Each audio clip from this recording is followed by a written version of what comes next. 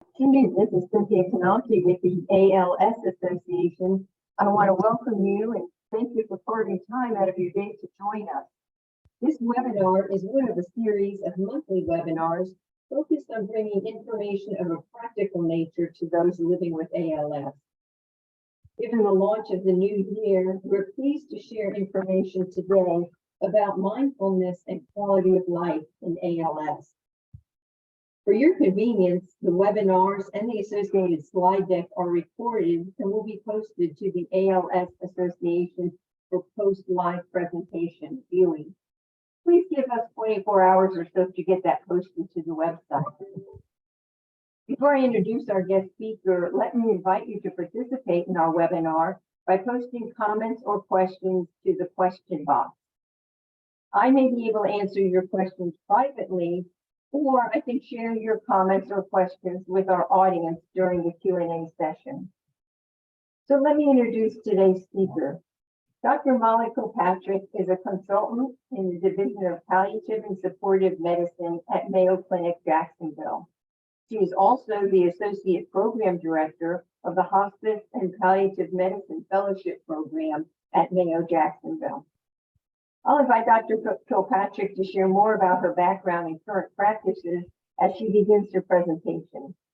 Please join me with a warm welcome for Dr. Kilpatrick. Thank you so much, Cynthia, for that warm welcome and for the invitation. And thank you, everyone who's joining today. Welcome to our discussion on palliative medicine, quality of life, and mindfulness. For those of you who I have not met yet, my name, as you heard, is Dr. Molly Kilpatrick, and I'm a palliative medicine physician at the Mayo Clinic in Jacksonville, Florida, where I'm also part of the ALS clinic team. And for those of you who joined us during the Florida ALS Association Hope and Help Symposium this past year, much of this information will be familiar to you. But regardless if this is new or if this is a reminder, my hope is that you will take away something of value today. I plan to keep this presentation to around 30 minutes. I think it's very hard to stay mentally present to one person's voice virtually any longer than that. And then we'll open up the floor at the end for any questions.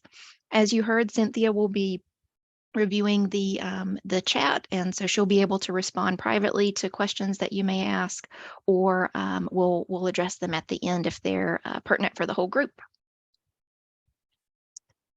So to start, I just wanted to bring you a warm and sunny greeting from Florida. This is a photo of sunrise at Jacksonville Beach.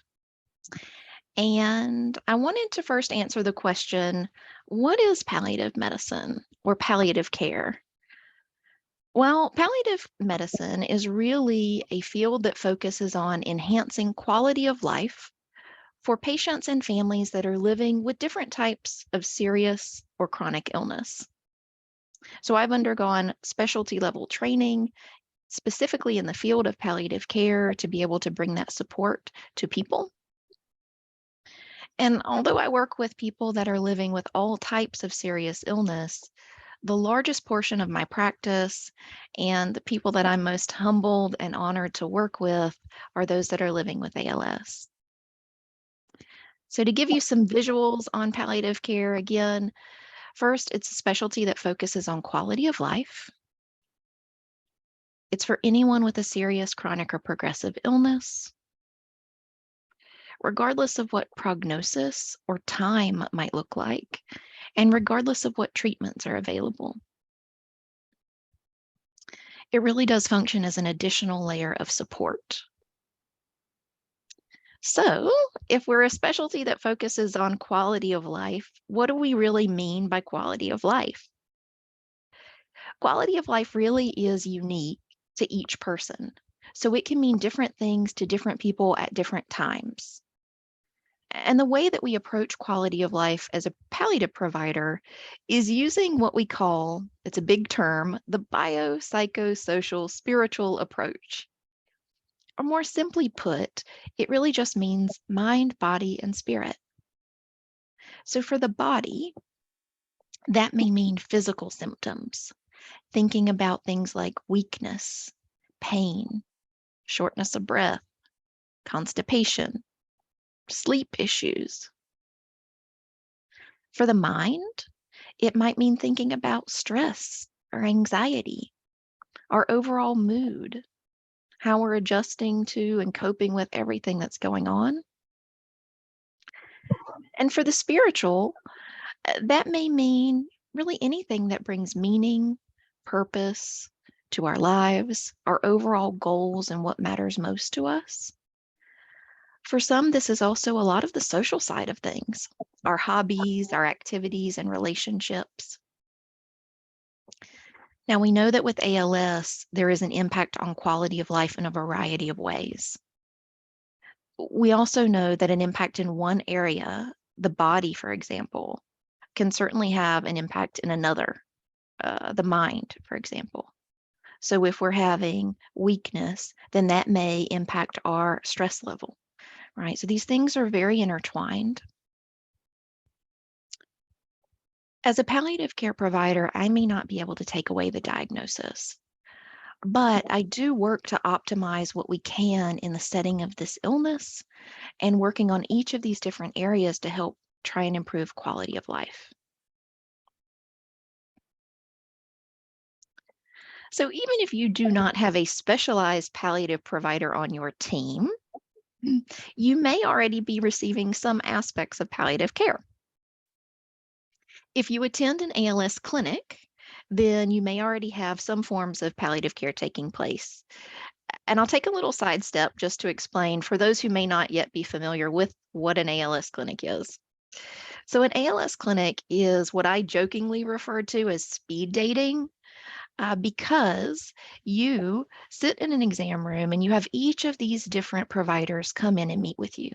Each provider is rotating through, spending time with you individually, and all of them are familiar with ALS, but have a different area of focus. So you could meet with a neurologist, a physical therapist, an occupational therapist, a speech therapist, a dietitian, a respiratory therapist, or a social worker, even a representative from the ALS Association.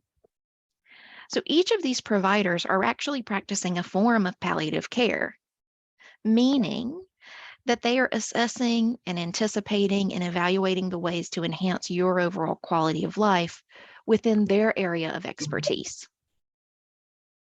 The way our structure works at the Mayo ALS Clinic is that I'm part of that speed dating team. And I'm also available in between the ALS clinic visits, either for in-person or for virtual visits to help further support those that are living with ALS. So with that being said, if you are living with ALS and don't already have a palliative specific provider on your team, in addition to all the other members of your team, you might want to consider looking into palliative care as another resource to you. You might ask, how do I find a palliative care provider? Well, I would say the first step would be checking with your ALS clinic. Because even if there's not a palliative provider that's part of that speed dating rotation, there may be palliative providers available within their hospital system. Another option might be checking with your local primary care physician and seeing if they know of resources in your area. Another may be your local ALS representative. They may know of resources in your area. All right. So on to the mindfulness section of our talk today. So in order to introduce the idea of mindfulness, I'm going to share with you a children's story. This is a story for children and for those of us who are children at heart. It's called Mindful Monkey, Happy Panda. It's a story that's written by Lauren Alderfer, and the illustrations are by Carrie Lee McLean. In the story, we meet Monkey and Panda. And as Monkey's walking along, he runs into Panda and says, "You know what, Panda? What is it that you do to be so happy and peaceful?" And the panda replied, "Well, I walk, I work, I read, I eat, I play, and I rest." And the monkey said, "Well, I walk and I work and I read and I eat and I play and I rest too, but I'm not happy like you are. The panda replied, well, that does seem true, Monkey. He said, so Monkey, what is it that you're thinking about when you're doing each of these things? And so the monkey replied, well, when I walk, I think about work. And when I'm working, I think about the next book I might read. And when I'm reading, I'm probably thinking about the next snack I'm going to have. And when I play, I'm usually thinking about the nap that I want to take later and taking a bit of a rest. The panda replied, that's just it. He said, your monkey mind is jumping from one thing to another, always to somewhere other than here, to something other than what you're doing right now. And the monkey said, well, isn't that what every mind does? The panda said, well, no. When I walk, I'm just walking. And when I work, I'm just working. And when I read, I'm just reading. When I eat, I'm just eating. When I play, I'm just playing. And when I rest, I'm just resting. The panda goes on to say that true happiness comes from bringing all your attention to whatever you're doing right now. There's no need to think about what happened yesterday. Yesterday's gone, over, done. And there's no need to worry about tomorrow because tomorrow isn't here. But today is all around us. And bringing your mind back to this moment right here over and over and over again is called mindfulness. So with those lessons from Monkey and Panda, I want you to take a look at this image. And I want you to think about, where do you spend most of your time?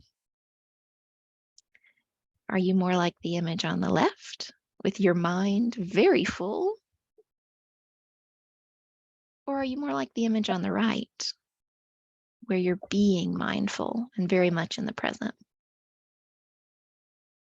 I'll say that most of us spend our time more like the image on the left. There's a lot going on.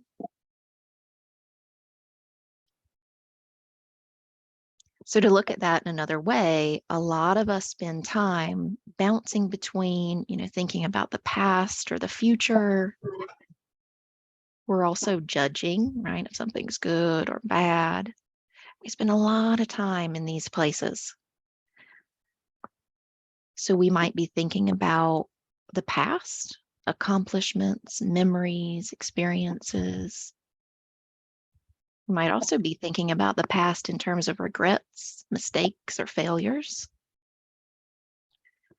We might be thinking about the future, our hopes, dreams, goals, or even our worries, doubts, and fears. So we're jumping between all these different things and spending very little time in the now. And that would be where mindfulness comes into play. So I wanted to share this quote with you that says, peace is the result of retraining your mind to process life as it is, rather than as you think it should be.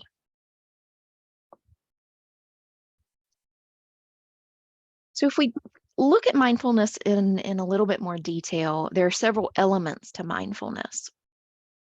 The first is awareness. This is paying more attention on purpose, more present in the now. This is really what Monkey and Panda were trying to teach us.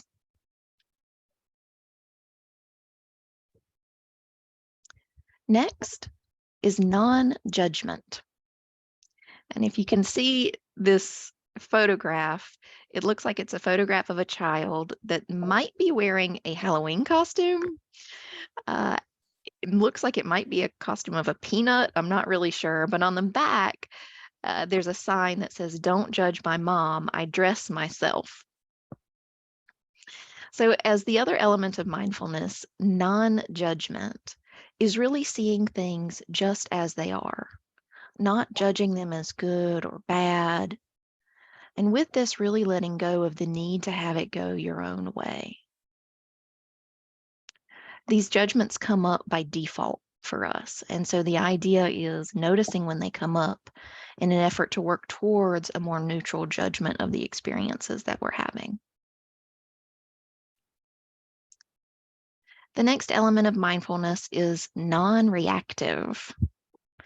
So choosing our response mindfully versus the automatic or reflexive response that's usually something like defensiveness or anger or frustration, and maybe not the ideal reaction that we would want. So why should we care about this? Why should we care about mindfulness? Well, if we actually practice mindfulness, it can impact our brain activity. It can actually lead to improved ability to make decisions. It can help with problem solving. It can help to regulate our emotions and our impulse control. It may also even help with memory, learning, and our response to stress. So if we look at some of the other benefits to mindfulness, that reduction in stress, improvement in focus, and mood are all positive things. And that reduction in stress can also lead to increased energy levels, less fatigue, less irritability and anger, and maybe even improved sleep. So I've talked a little bit about what mindfulness is. Let's talk a little bit about what mindfulness is not. So mindfulness is not about avoidance or denial. We will still need to visit the places and the spaces of worry and of stress. We still need to think about and plan for the future. However, we're just mindful as to how much time we're spending there. If we're just visiting, that's okay. But are we spending so much time there that we're starting to move in permanently? That may not be okay. And using mindfulness, that can really be the reset to pull us back into the now.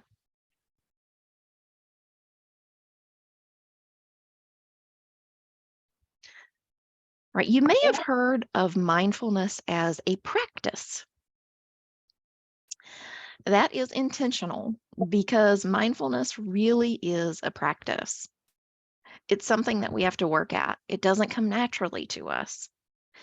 And so we're going to be talking on the next few slides about some different ways that we can practice. So here are a few mindfulness exercises. On the subsequent slides, we'll go through a few examples. But first, just know the goal is not to jump into doing 10 minutes a day every single day. The goal is really building up to that. And so to start, you might only be able to do 30 seconds or a minute, and that's okay. It's just about slowly building up that time and spending a little bit of time each day with this mindfulness reset. I'll also say that you can make almost anything a mindfulness practice, as long as you're bringing your attention and intention to it. And so we'll go through some examples.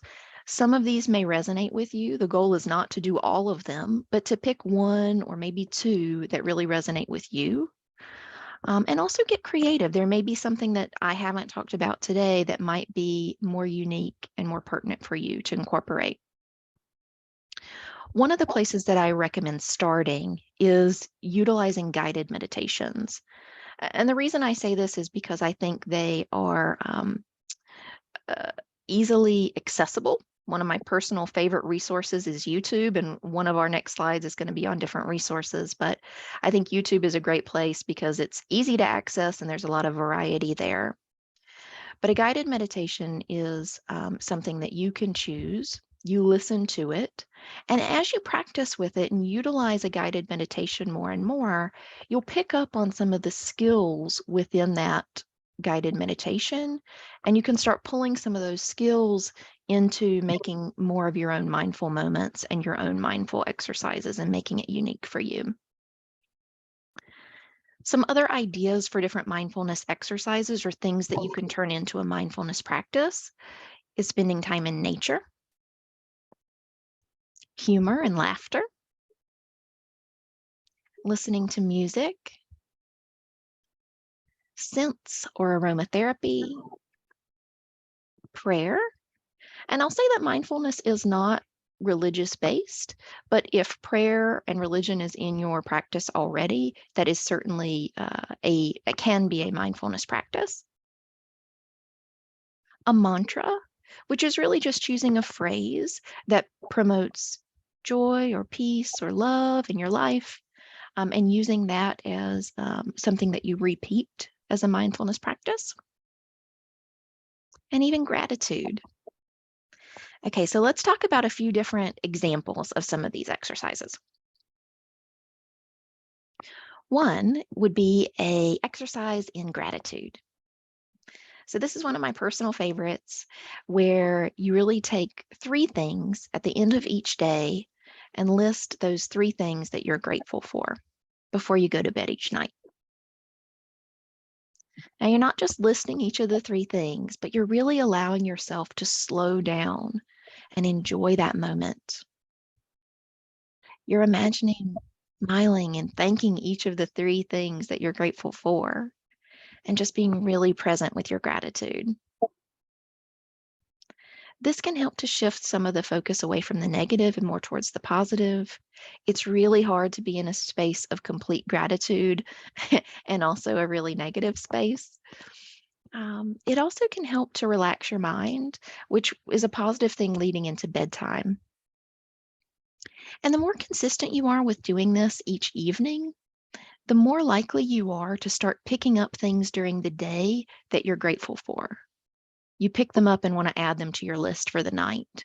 But in doing so, you're able to even find more gratitude during the day as well. Okay, so that's one example of a exercise we could do. Another mindfulness exercise to consider is called finding the beauty and wonder in nature. So this could be spending a few moments this week observing nature. That could be outside or inside from your window. Really be present and just describe to yourself what you're looking at. Allow yourself to slow down and really enjoy that moment. Notice the other thoughts that come in and out, and just let them go. Acknowledge the thoughts and imagine them just passing by like a cloud in the sky. Continue to bring yourself back to being with nature, just being present with nature. All right, another exercise you could consider is called finding peace and calm in scent. And this is spending a few moments this week observing a pleasant scent. It could be a candle, it could be lotion, it could be coffee. Just describe to yourself the aroma. Allow yourself to slow down and really enjoy that moment.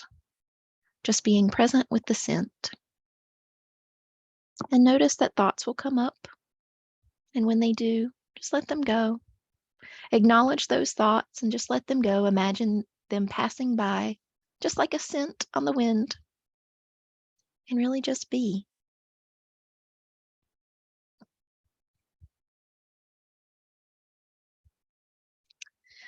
Another exercise could be finding joy in music. This is another one of my favorites. So spend a few minutes this week listening to an enjoyable song. Preferably, this is a song without words. It tends to work a little bit better without words. Now, can you commit to listening with no other distractions? Just listen. Allow yourself to really slow down and enjoy that moment. Notice that thoughts will come in and come out. Just let them go. Acknowledge those thoughts as they come up and imagine them just passing by, just like music notes on the air. And just be with the music.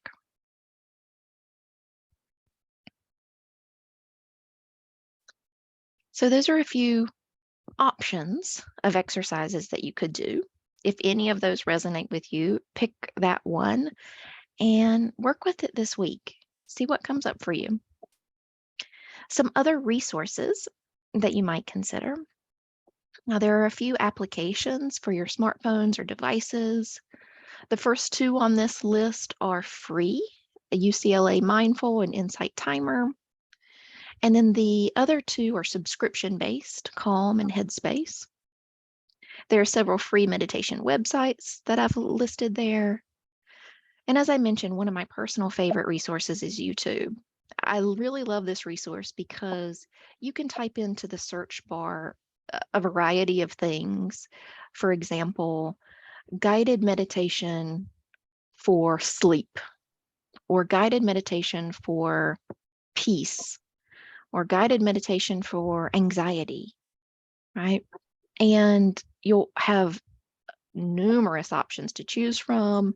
You can pay attention to the timing, how long they are, and how long you are willing to kind of commit to spend for each of them. I'll also say that there's so many resources there that if you don't like something, for example, if you don't like the person's voice or you don't like the background music or anything like that, just move on. Pick one that really resonates with you and stick to it, rather than trying to force yourself through something that really is unenjoyable for you. The other thing I'll mention as a resource is the ALS Association support groups, really as a place of community and connection and sharing. All right. So, in honor of tomorrow's holiday, I'd like to wish you all a very happy Valentine's Day tomorrow. And I'd like to guide you through a mindfulness exercise together. Think of this as a Valentine's gift from me to you, a little bit of self-care for you, and a way of being a little more present and a little more pleasant with those around you. So to get started, this is going to be an exercise that I will guide you through. But before we start, I just want you to think about, where would you rate your tension level right now? On a scale from 0 to 10, 0 being none, the 10 being the highest. And tension really meaning either physical tension or emotional tension. It could be stress or frustration or overwhelm. But give yourself a number of where you think you are right now. Make a note of that. That could be a mental note. That could be sharing that number with someone around you. Just choose where you are with that. And then let's settle in. Now, I'm going to guide you through this. So I will guide you on when to close your eyes, and just keep your eyes closed throughout this practice. And then I'll guide you on when to open them up. So to begin, close your eyes and just relax and let go. With your eyes closed, just feel the tension and the stress in your body releasing. With your eyes closed, visualize all the tension and the stress just melting away, melting down and leaving your body. With your eyes closed, starting from the crown of your head, imagine a beautiful, warm, golden light over your head. And imagine that warm light starts to come down and surround you over your forehead, over your eyes, just melting the tension away. That warm and peaceful light comes down over your cheeks and your jaw, down the back of the head, down your neck, and just feel that tension melting away.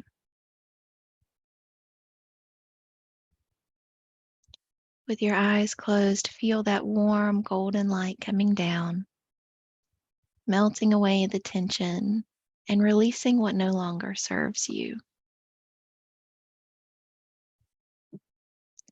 Feel the light melting away the tension in your chest, relaxing your shoulders, easing the tension down your back. That warm glowing light over your thighs and your knees, just letting go. Over your ankles and into your feet, just letting go. And imagine that calming light going all the way from the top of your head, down through your body, through your feet, and into the floor. Letting go of all the tension in your body. Feeling more and more at ease, more and more at peace, and more relaxed. And remember that this light is always there for you. This light is always there for you to call upon when you need to feel more at ease. And gradually, when you're ready, flutter your eyes back open, rejoining us. And just take note of where your tension level is now. From 0 to 10. Did it go down at all? If not, there's no judgment there.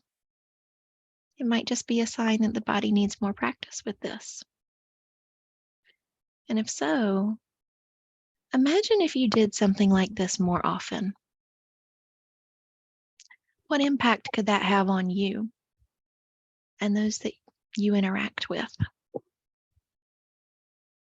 I'll say that we don't do this kind of practice enough, but I do challenge you to pick one of the items on the exercise list, or even this exercise, and practice it this week.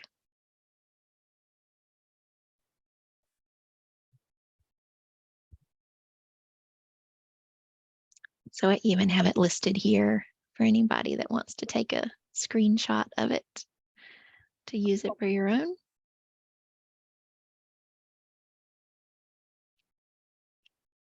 And with that, I am wrapping up my presentation today as an offering and a gift of love and of peace and of gratitude here for you. I really thank you for allowing me to be part of your afternoon. And now we can open up the floor to any questions or comments that you have. I'll also note that my email and contact information is here if you ever have any questions for me after today. Dr. Kilpatrick, thanks so much for carving time out of your schedule to share this information with us, and for providing the contact information as well. I would like to invite people to continue to submit your comments or questions. You may have a question. Some people have submitted comments, so we can share that with the rest of our audience.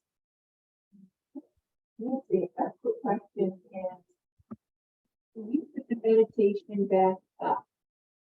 So Nancy, is that the steps that we have up now, or that beautiful screenshot of the sunset? Yes, this is it. Okay, thanks so much. I appreciate that. Great to be able to have those steps to follow along. I'm going to share a couple of comments that have come across my desk here. First of all, I've spent my life focusing on developing future goals and strategic planning. It's so hard to focus on just today. Dr. Kilpatrick, do you have any comments on that? It was a little hard for me to hear you clearly, Cynthia. What was the question? Let me repeat, it was really a comment. The person submitted, I've spent my life focusing on developing future goals and strategic planning. It's so hard to focus on just today. Yeah. So we've spent a lifetime focusing on future goals and strategic planning. So it's not really in our nature to focus on just today. Yeah, I think a lot of us can resonate with that. And that's why I said, this doesn't come naturally to us. This is a practice for a reason because we have to practice it. And so, that's why it's not about spending, your entire day in a mindfulness practice. It's really about a few minutes at a time.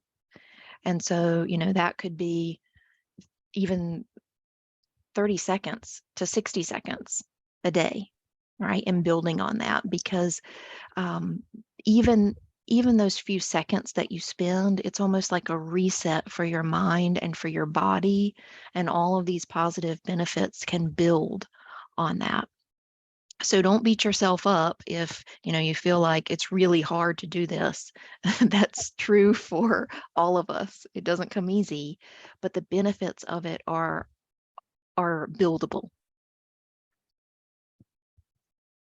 It's good to know that it gets easier as time goes by.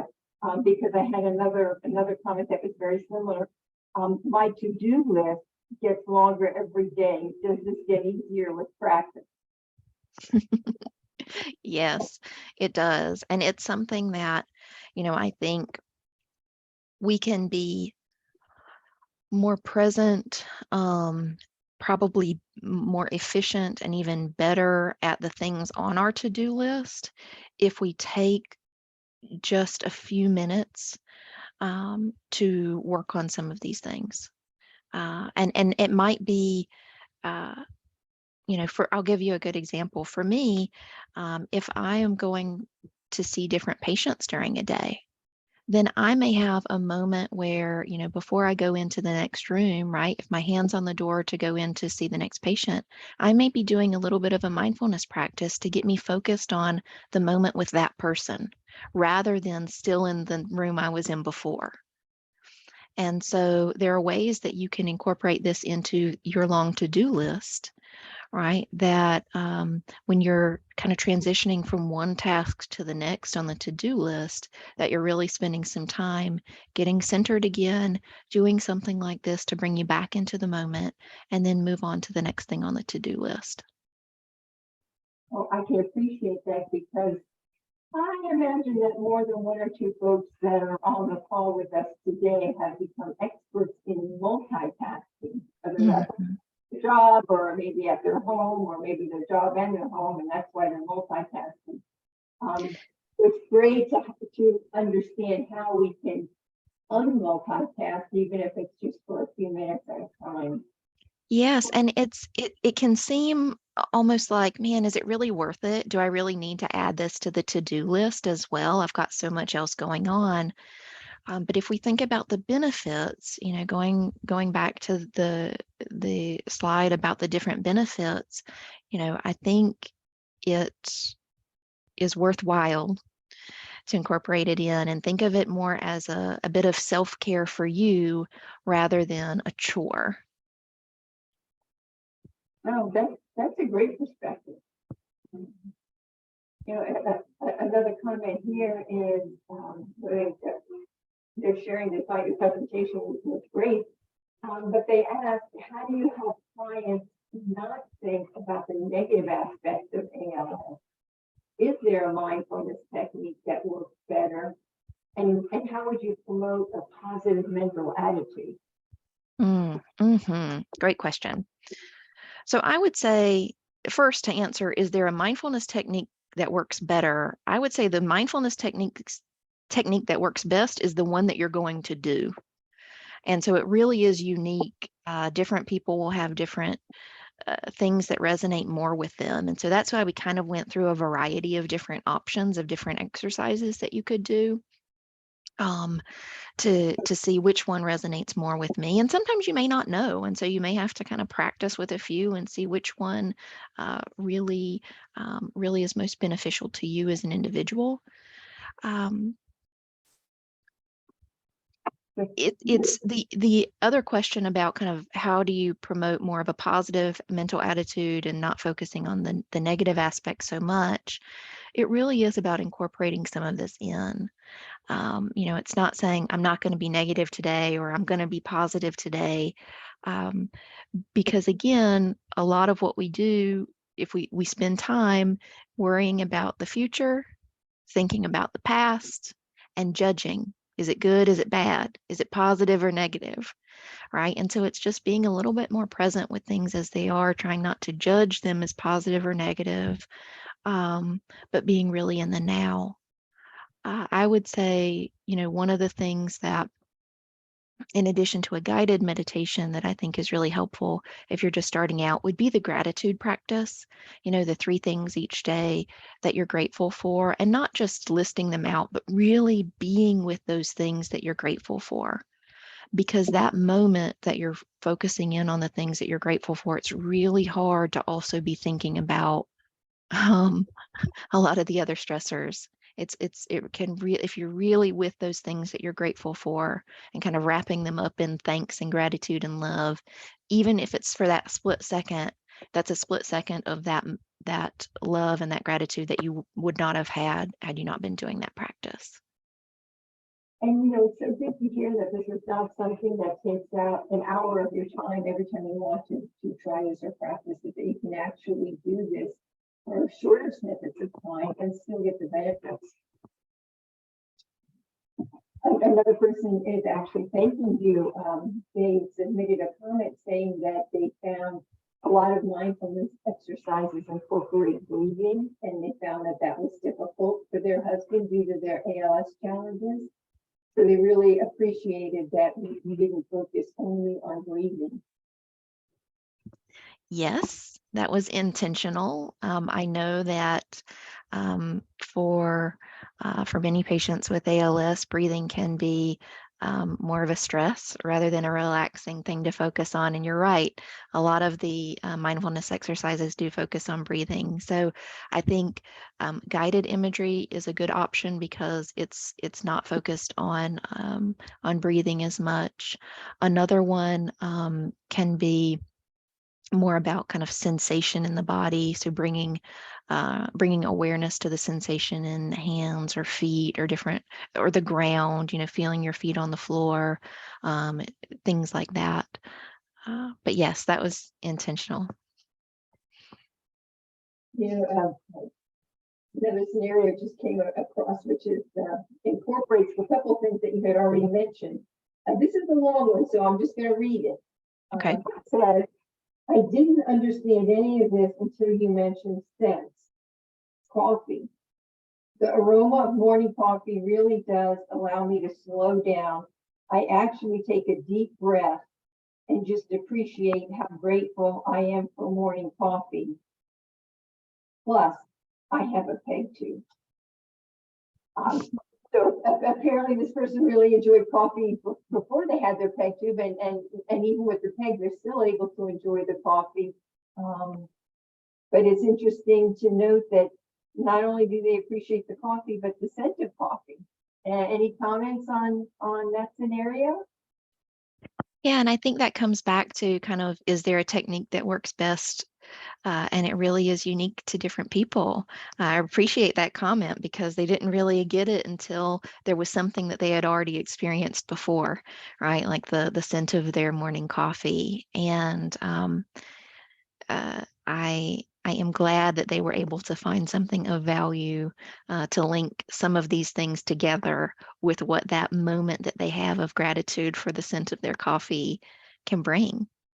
And kind of pulling in, not just being present with that, but the gratitude around it. And that's not an uncommon thing. If you're in a mindfulness practice, a lot of what can come up in that is feelings of gratitude and appreciation and love, and usually very warm and comforting feelings can come up in those mindful moments.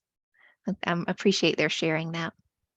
And that's funny because when I first read this, I thought, well, gosh, that's what I do. I mean, when I think about it in the morning, I actually do take a deep breath when I smell coffee. It's like, oh, that's so wonderful.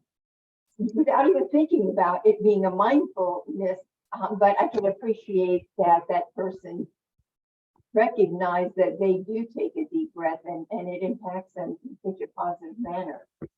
So thanks very much. Great, and thank you. Going back to that list of exercises, it looks like there's a range of different things that people can use or incorporate. And you know, I've got to share some. I have a wonderful view of the sunset if I walk out into the street in front of my home.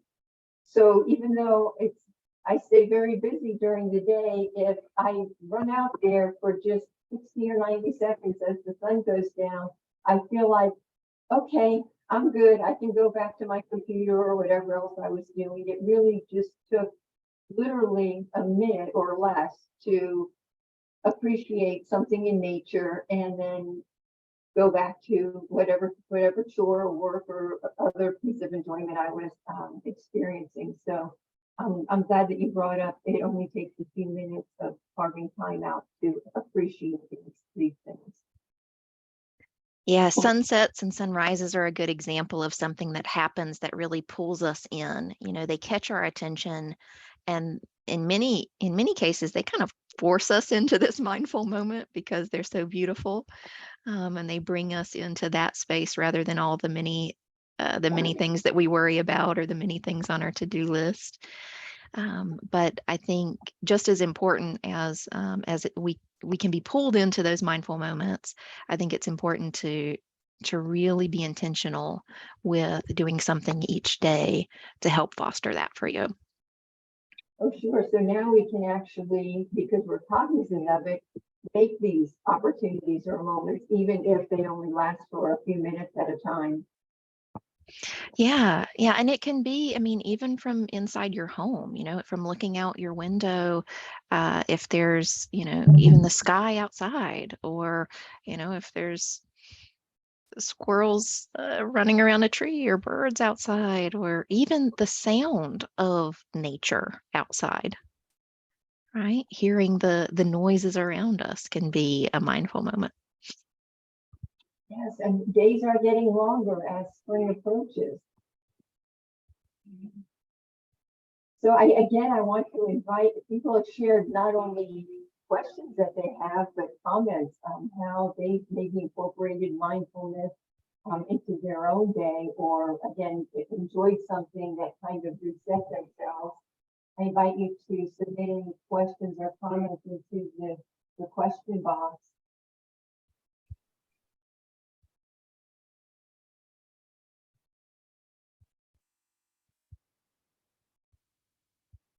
Dr. Kilpatrick, can you put your contact information back on the screen?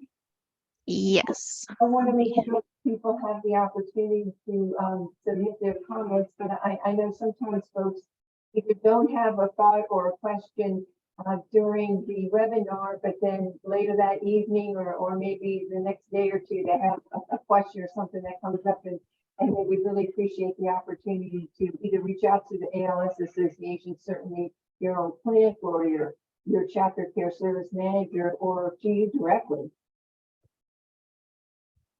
Yes, like I said, you know, these are my people, right? And so anything I can do to be of help or of guidance, please reach out. I am happy to share the things that I know or answer the questions that I have answers to. And if I don't have answers to them, I'm happy to guide you in a different direction if there's someone that I think might be better suited. So another question someone shared about how do you not feel negative about not being able to do things physically for your spouse or your loved one? Can you repeat that again? You said physically not being able to do. How do you not feel negative about what they cannot physically do for their spouse? I think it's easy for us, it's kind of human nature for us to focus on the things we can't do and sort of get stuck there in those moments of, I used to be able to do this, I can't anymore. I wish I could do this, I can't anymore. But don't lose sight of all the things that you do still offer to the people in your life, right? Because it's not just about the things that you've always done that make you a meaningful presence in other people's lives, right? There's a lot of things that you bring to the table that you may not think of. And so I would encourage you to even ask the people around you, what are the things that I do to contribute to your life? I guarantee there's going to be much more on the list that they share with you than you've thought about that you contribute to them. But I think it's really important to not spend so much time focused on the things we can't do, but really spend some time in gratitude for the things that we can, and the ways that we still bring that support or love or connection with the people in our lives. Yeah, we talked about multitasking even earlier, and many of us are on autopilot for lots of things in our lives. But to your point, maybe we can do similar things in a different manner. We should do differently. So maybe the outcome can be the same, but the way we get there is a little bit different. To the point about not focusing necessarily on what is wrong, but how we can continue to move forward. Yeah, I mean, there could be things that you have in your daily life that are part of your routine that you might do on autopilot. But if you brought a little more intention and attention to those things that are a routine for you, and say, you know what, today I'm going to do this thing that I always do, but I'm going to do it completely in the space of love, or completely in the space of joy, or completely in the space of, laughter, humor, whatever it may be. It's intentional to do so, but it can really shift what that day-to-day kind of mundane activity means for you and the people around you. We can engage in the same activity with a little bit different perspective. Mm-hmm. That's a refreshing thought. And another comment just came through. This is great that so many people are kind of commenting on things that we're talking about just during this discussion Q&A session. As a caregiver, they're submitting a comment that they find it very important to do a mindful practice, sharing that it's been very helpful to balance out the rest of their day.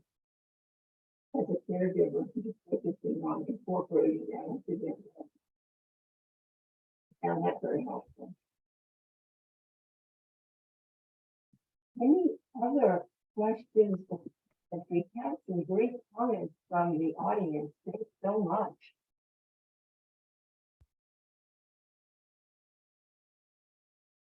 And I see you have your contact information on the sunset slide.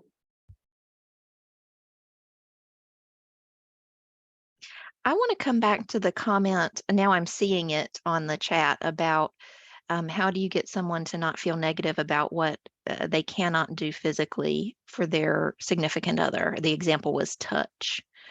I just want to come back to that because I think that combines also the comment about what is our mindset with the activity, right? And so I think coming together, and this could be true for couples, it could be true for, friends, family, whoever is meaningful in your life, but coming together and talking about, I think, the things that they bring to us, I think is important, so that you hear from each other what are the things that they value in just you. And a lot of times just being you is completely enough.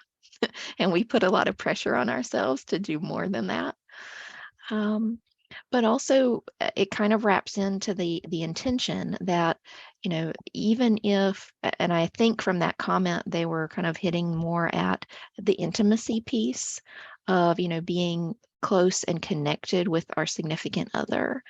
And I think there's many ways other than touch that can happen. And so that mindset of just being with that person and completely being in a loving space, or a connected space, that energetically does a lot for the person that you're with. Maybe even more than just the physical touch, because the physical touch without that intention behind it can be a lot less pleasurable or enjoyable for people. So I just wanted to come back to that comment and say I would work, one, on communicating some of that, and being really open about what each other's worries are that the other may have, but two, bringing a lot of intention to the time that we have together. I think we don't often set an intention for just time to be with each other as whatever that person is for you, to be with each other as friends, to be with each other as partners, to be with each other as family, and being really intentional with that. Because when something comes up, when a medical issue comes up or a diagnosis like this comes up, we usually jump into caregiver mode and really need to remind ourselves sometimes to jump back into maybe husband and wife mode, or best friend mode. And sometimes we really have to be mindful about that. And that in and of itself is a mindfulness practice to say, hey, I'm used to kind of being in this one, wearing this one hat that I have maybe as caregiver, but now I need to put back on my, my friend or family hat for a little while. Oh, I'm so glad that you expanded on addressing that, because so often we have lists of things to do and we really tend to do them in silos, but it's really, our life is not really delivered or experienced in silos. Things like there's a lot of overlap. Can you go back to the slide that we shared very early on that had the 3 different stones? We were talking about really the end result and the huge benefit of being mindful. We incorporated several different things. As well, we talked about the quality of life with the stones, but I can go back to that. That's interesting.